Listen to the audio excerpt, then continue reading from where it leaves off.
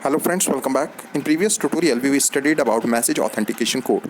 We studied about the uses and purpose of message authentication code. In this tutorial, we will study about a type of message authentication code which is called hashed message authentication code.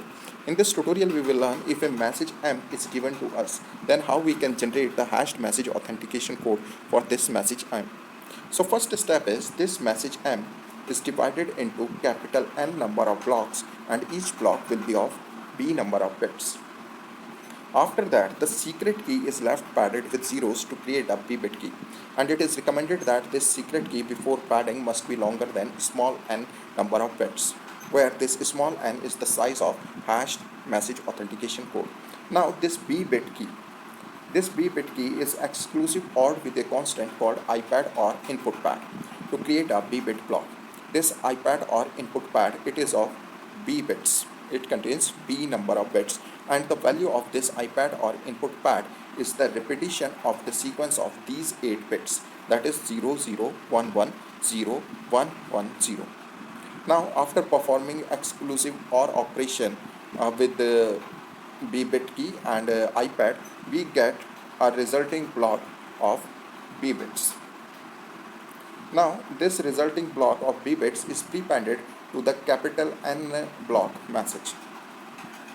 So as you remember that we had divided the message M into capital N number of blocks.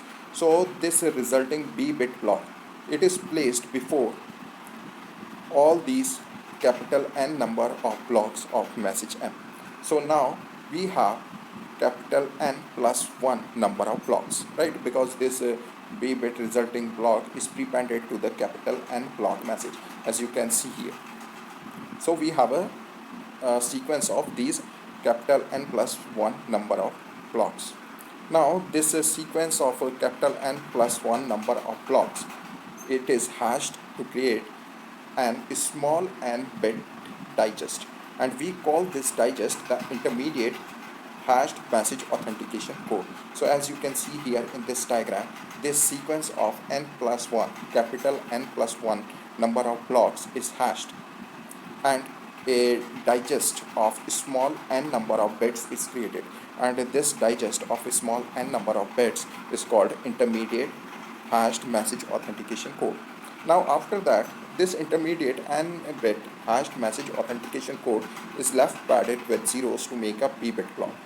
Now after this, the secret key is left padded with zeros to create a B bit key, as we did before also, and this B bit key is exclusive OR with a constant called OPAD or output pad, and the value of this output pad is the repetition of the sequence of these 8 bits 0101 1100, as you can see here, right?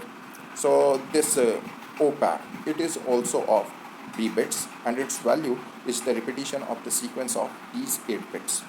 Now after performing the exclusive OR operation with this B bit key and output pad, we get a result of B bits, right? So this B bit block, this resulting B bit block is prepended to this block. So when this B bit block is prepended to that block, we get this as a result. Now this result which we get after prepending, this result is hashed with the same hashing algorithm by which we generated the intermediate hashed message authentication code. Now when we hashed it with the same hashing algorithm, we get the final small n bit hashed message authentication code, and this hashed message authentication code is the hashed message authentication code of the message M.